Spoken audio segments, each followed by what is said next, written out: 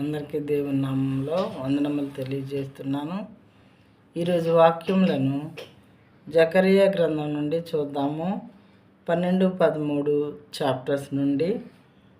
Zechariah chapter 13 verses 1 and 2. On that day there shall be a fountain opened for the house of David and the inhabitants of Jerusalem, to cleanse them from sin and uncleanness. Second verse.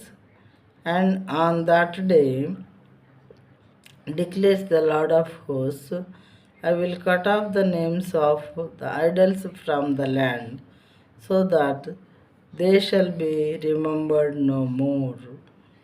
And also I will remove from the land the prophets and the spirits of uncleanness.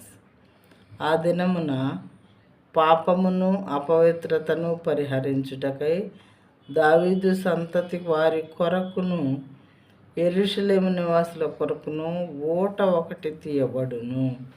ఇదే సైన్యములకు అధిపతి యెహోవా వాక్కు. ఆ దినమున విగ్రహముల పేర్లు ఇకను జ్ఞాపకం రాకుండా దేశంలో నుండి నేను వాటిని కొట్టివేతును, మరియు ప్రవక్తలను అపవిత్రాత్మను దేశంలో లేకుండా చేతును. ప్రవక్తలు అనే వాళ్ళని అపవిత్ర ఆత్మలు అనే వాటిని దేవుడు మరి ఆ దినమున అంటే సెకండ్ కమింగ్ దినముల్లో అన్నమాట.